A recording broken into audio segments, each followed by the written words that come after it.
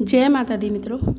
आज का हमारा विषय है कि रात के 12 से 3 के बीच में भूत प्रेत व पितृ क्यों जकड़ लेते हैं। देखिए मित्रों, रात का जो समय होता है, रात का समय बहुत ही प्रभावकारी होता है और जो संध्या का समय होता है वो भी प्रभावकारी होता है। संध्या समय जब सूरज छिपता है और जब दिन होता है, मतलब दिन और रात दोनों बीच में होते हैं, तो दोनों मिल रहे होते हैं, यानी थोड़ा थोड़ा सा उजाला हो, हल्का सा अंधेरा हो, उसे संध्या का समय कहा जाता है। वो समय आपकी पूजा का समय होता है। समय पर आपको जोत जलानी चाहिए और जोत जो है 2 जलानी चाहिए। एक तो जोत आपको घी की जलानी है और एक जोत आपको सरसों के तेल की जलानी है। तो जो सरसों के तेल का दिया है वह तो आप रोज़ ही जलाते हो और आपके घर से नकारात्मक शक्ति तो जाती ही है और आपके घर में किसी भी नकारात्मक शक्ति का प्रवेश नहीं हो सकता। सबसे बड़ा गुण तो यही होता है। दूसरा, जिनके घर में माँ काली विराजमान होती है वो तो हमेशा ही अपने घर में सरसों के तेल का दिया लगाते हैं। तो ये तो हुआ एक समय। और दूसरा समय ये होता है कि रात के 12 से 3 बजे के बीच में, जिस समय में आप विश्राम करते हो और गहरी नींद में सोए हुए होते हो, उस समय में हमें ये लगता है कि हम बोलना चाहते हैं पर हम बोल नहीं पाते और उठना चाहते हैं पर उठ नहीं पाते। ऐसा लगता है जैसे किसी ने जकड़ रखा हो। आप बोलना चाहते हैं पर आप बोल नहीं पाते, आपकी आवाज़ नहीं निकलती। तो ऐसी परिस्थितियों में आपके साथ होती है।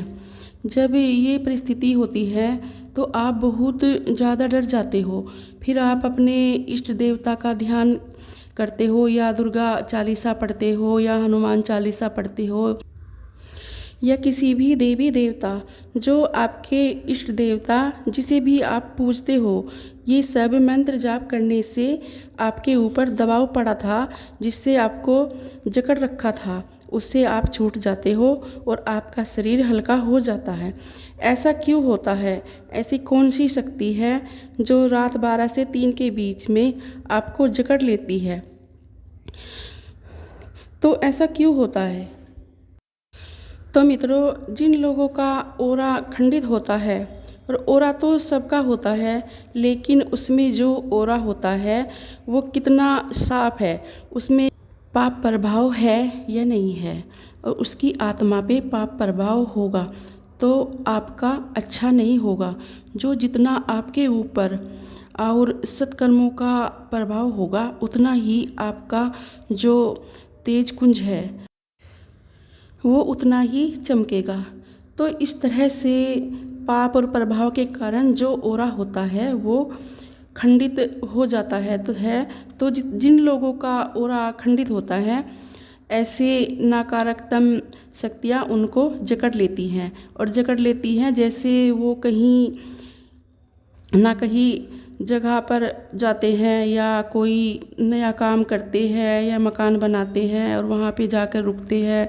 तो ऐसी परिस्थिति में भी आप पे दबाव पड़ सकता है। अगर आप किसी होटल में जाते हो और वहाँ पे कोई रूम बुक करके रहते हो और वहाँ पे रात को सो जाते हो, तो ऐसी स्थिति में भी आपके साथ ये हो जाता है जैसे आप जकड़े गए हो भूत प्रेत के द्वारा या किसी भी शक्ति के द्वारा, क्योंकि नकारात्मक शक्ति वहाँ पर भी रहती है और वहाँ आने वाले लोगों को परेशान करती है। उन्हें अच्छा नहीं लगता कोई उनके स्थान पर आकर रहे। तो ऐसा होता है। कुछ लोग इसको वहम मानते हैं और जो साइंस होता है वो तो इसको कुछ और ही मानता है। जो आम व्यक्ति होते हैं वो कुछ और मानते हैं। तो बहुत सारे लोगों के साथ ये परिस्थिति होती है। तो इस परिस्थिति में हमें क्या करना चाहिए और कैसे बचना चाहिए? अगर आपको ऐसा लगे कि आपके शरीर पर दबाव पड़ रहा है या किसी दूसरी जगह पर जहाँ पर भी आप पे ये दबाव पड़ता है, तो आप जहाँ पर सोते हो वहाँ आपको पीली या काली सरसों की धुनी जलाकर रखनी है और उस धुनी को अपने कमरे के चारों कोनों में भी देना है।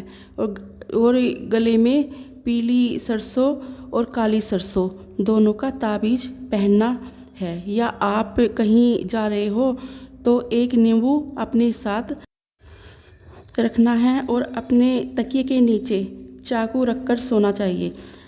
और आपको हनुमान चालीसा 5 बार पढ़ना चाहिए। हनुमान जी आपके प्राणों की रक्षा करेंगे और आप पे जो है ये भूत प्रेत आपके आसपास भी नहीं फटकेगा। तो बस आप सच्चे मन से बजरंगबली जी का नाम लीजिए और उनका जो है हनुमान चालीसा पढ़िए। तो मित्रों, ये कुछ जानकारी थी जो मैंने आपको दी है। अब मैं अपनी बात यहीं पे समाप्त करती हूँ और आशा करती हूँ कि आपको मेरी वीडियो पसंद आई होगी। मिलती हूँ एक नई जानकारी के साथ। जय माता दी।